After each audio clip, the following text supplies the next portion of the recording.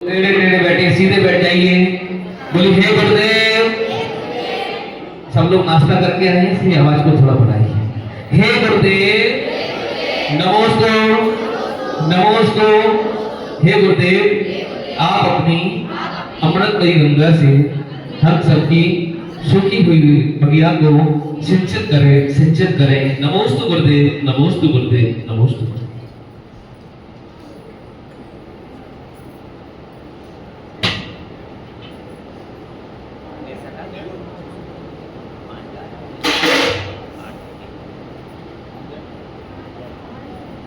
आइए, हमारे अर्जुन भैया आएंगे और गुरुदेव के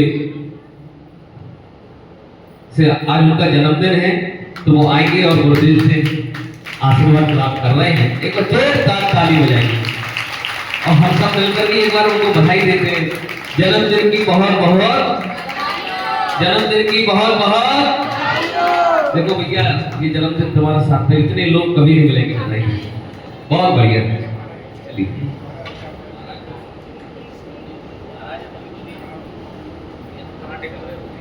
नमो पृषभसे नादी गौतमान्त गणेशने मूलोत्तर गुणाढ्याय सर्वस्मै मुनिये नमः। जिनके दर्शन से कटे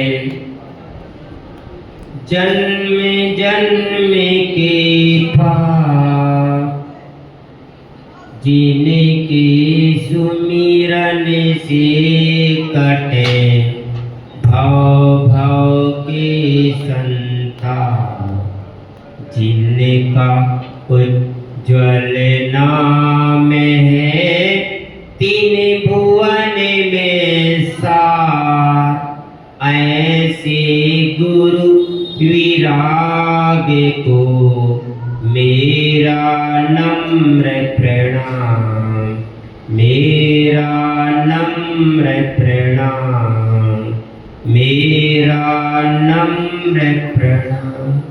विश्ववंदनीय देवाधिदेव गजराट ऋषभनाथ भगवान की परम पूज्य समाधि सम्राट संत शिरोमणि गुरुवर्गनाचार्य श्री 108 विराट सागर जी महामुनिराज की परम पूजनीय परामक्रज पंच कल्याण केसरी पट्टाचार्य श्री 108 विशुद्ध सागर जी महामुनिराज की बोलिए परम पूज्य उपाध्याय श्री गुणेश्वर सागर जी महाराज की जय। करा गुरुदेव का नमो सुशासन।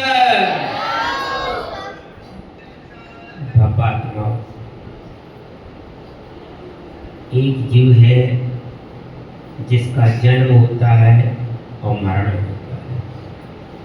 एक जीव ऐसा है जिसका न जन्म होता है न मरण होता है।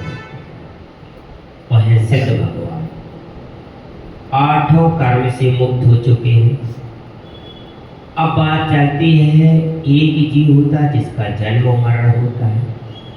ये भी व्यवहार निश्चय न से जीव का जन्म और मरण ही नहीं होता, पर्याय बदलती है। अब पर्याय भी कब तक बदलेगी, जब तक हम कर्मों को नष्ट नहीं करें। अब बात चलती है, जब कोई किसी के गर्भ में जीव आता है और गर्भ में दो ही होते हैं, मनुष्य और त्रियंच, चाहे हिरणी हो, चाहे गाय हो, चाहे भैंस हो, चाहे माँ हो। देवी देवांगनाओं का जन्म तो उपवास शैया से होता है, नारियों का जन्म उपवास शैया से होता है। जब किसी का जन्म होता है तो हम सोचते हैं जन्म उसका तो कर्म से हुआ है, तो निश्चित है तुम्हारी कर्म से वो जीव आया है। लेकिन हम उस जीव का पालन पोषण करते हैं, इस बात के लिए आप एक उपादान होता है और एक निमित्त होता है। जब तक हमारा उपादान मजबूत नहीं होगा, हमें निमित्त कुछ करने वाला नहीं। लेकिन बिना निमित्त के भी कुछ होता नहीं। उपादान अकेला कुछ नहीं करता और बिना निमित्त के कुछ भी होता नहीं। लेकिन निमित्त को सर्वथा अपना ही नहीं मान बैठे तो बात चलती है। जब किसी के घर में जीव आता है तो वह अपना पुण्य लेकर दिया। जब उसी जीव का पाप कर्म का उदय होता है, कर्म में वह जीव मर जाता है और कभी कभी मां भी खत्म होता है, ठीक है ना। और जब वही जीव पुण्यात्मा होता है तो तीर्थंकर की मां ही जैसी होती है। सामान्य मां को जब जन्म होता है तो प्रसूति स्थान गंदा हो जाता है, लेकिन तीर्थंकर की मां का नहीं। सामान्य मां को दिख जाएगा कि गर्भ है, लेकिन तीर्थंकर की मां को नहीं दिखता। सामान्य मां को सुख दुख होता है, लेकिन तीर्थंकर की मां को दुख होता ही नहीं। गर्भ इन भैया जी को यहाँ बुला लो, यहाँ ऊंचे स्थान पर आ जाए। आप पीछे न बैठे, ऊंचे पे आ जाए, चटाई रख दो उनके लिए, उच्च आसन। अब बात चल रही है तो जब हमारी गर्भ से जीव का जन्म होता है, 2 बेटे हो जाएं, 3 बेटे हो जाएं, 4 बेटे हो जाएं और एक भी नहीं होता। चक्रवर्ती की पटरानी को एक भी नहीं। अब चिंतन करो, आप विचार करो, है ना। वो है वो लकड़ी की बरती है, उस पर बैठा दो जिस पे हम बैठ जाते। अब विचार करो, सोचो, समझो। जब हमारा जन्म होता है बालक का तो 2 बालक 4 बालक, कोई माँ इतनी लोभन होती है कि उसका गर्भपात करवाने के लिए चली जाती है। हमको नहीं चाहिए 3 बालक, नहीं चाहिए। बोले इसका पालन पोषण कौन कर रहा है? तो ध्यान रखो, तुम मात्र उसकी निमित्त बनी हो, तुम उसकी कर्ता नहीं हो। और तुम मां गर्भपात करवा रही हो तो एक बार अच्छी माता बहने सुन लो, भैया लोग सुन लो, और चैनियों को तो परिणाम ही मिल रहा।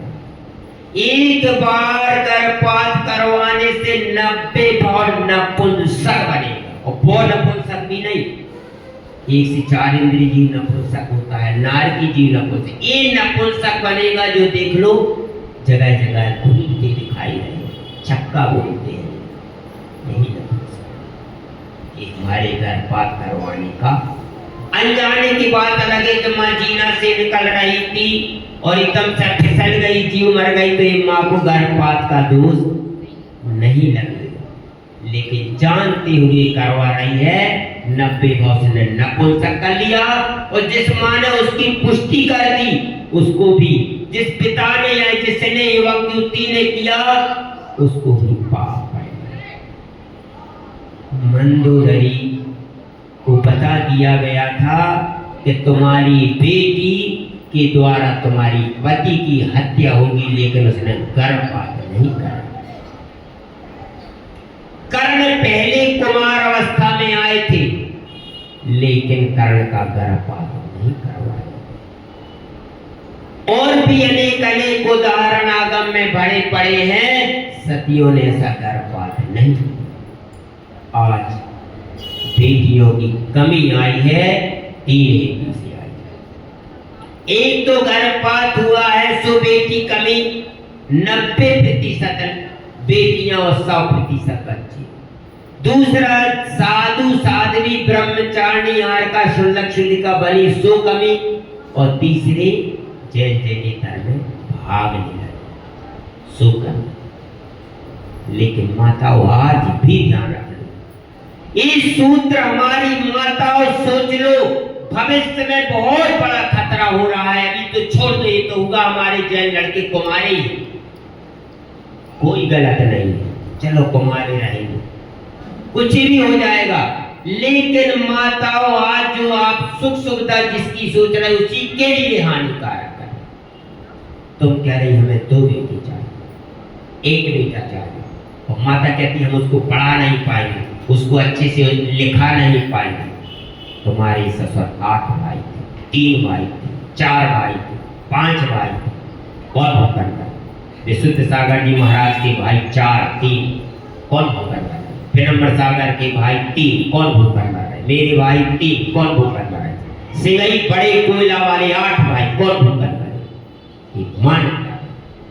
आज 2 बच्चा की मान्यता कर रहे हो, एक ही कर रहे हो, बोले हमारा अच्छा पड़ेगा, लेकिन जब उसका नाती और पलती और संती आएगा, उसको आक्रमण होगा, दूसरा दबाएगा और उसकी धन संपत्ति छीनेगा। क्योंकि जहां 10 उतारा तुम्हारा तो क्या कर तुम उसका अच्छा सुन रही।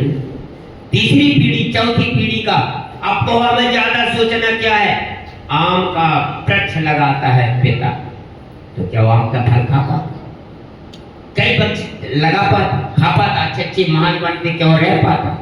तो क्यों सोचे? 4 लोग ग्रंथ लिखते थे, अपने भी लिखते, वे भी सोचते हैं कि हमारी पीढ़ी घनाचार्य जी के निर्देशन में कीर्ति स्तंभ हो। क्या घनाचार्य जी बैठे हैं उसमें? ब्राह्मण घनाचार्य जी बैठे हैं? ये आने वाली पीढ़ी के लिए, तो जिस पीढ़ी के लिए हमारी माताओं ने, हमारे बुजुर्गों ने 88-89 में तरुण सागर जी की ढेर सारी पुस्तक है, ये कहा था कि दहेज मत लो, दहेज मत लो। तो कहते थे तमोई सागर की व कुंडनपुर में मतलब विशुद्ध मतलब विद्या सागर जी ने प्रवचन दिए, तो हंसते हंसते कहते पीढ़ी का मैंने तो छोड़ोगे। आज देख तरस रहे हैं, 5 लाख 10 लाख दे रहे हैं और कन्याएं नहीं मिल रही। सब किसका परिणाम है? गर्भपात का। कोई कहेगी आगम का प्रवचन कहाँ दे रहे हो?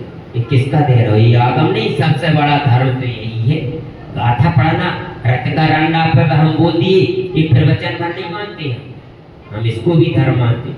हमें नहीं मानते हैं कि हमारी माँ पूजन करे और सास को ताना दे। हम कह रहे सास को पहले सेवा करे आओ और बाद में तो पूजा करो। ये है, ये धर्म है।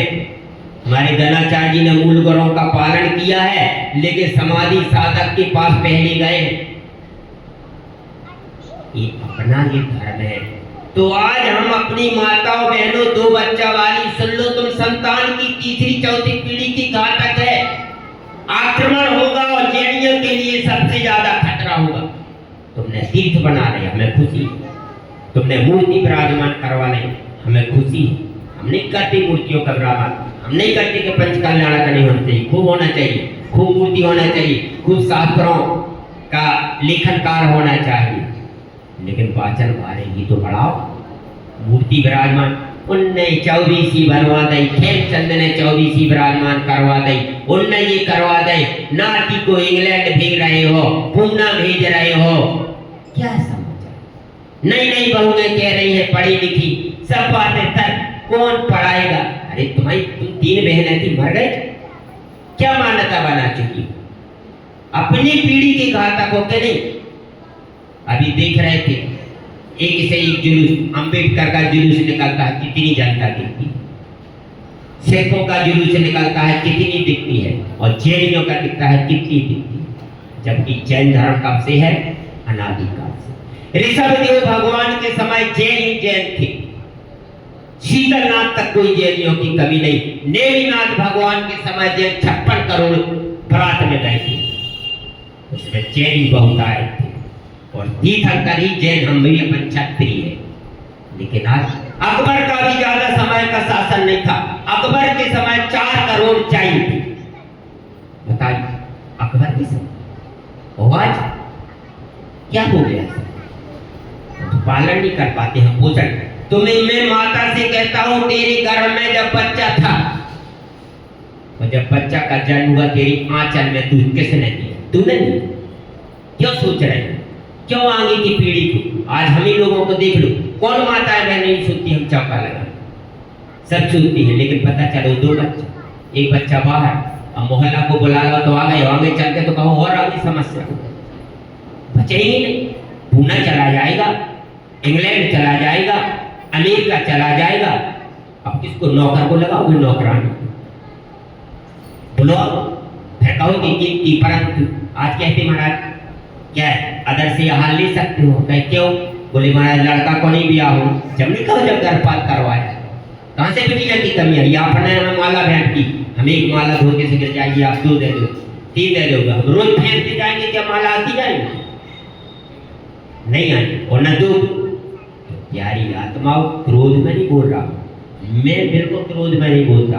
मैंने क्रांतिकारियों की खूब पुस्तक पढ़ी, सुभाष चंद्र बोस, राजगुरु शक्ति, तो पुस्तक को भी असर है और कुछ प्राकृतिक हमारी भाषा ही है, हमारे कुल की परंपरा, हमें प्रकृति मिली है। आवाज बुलंद आवाज हमें नहीं बनाई, नहीं प्राकृतिक देन है, हमारे नाम करना है।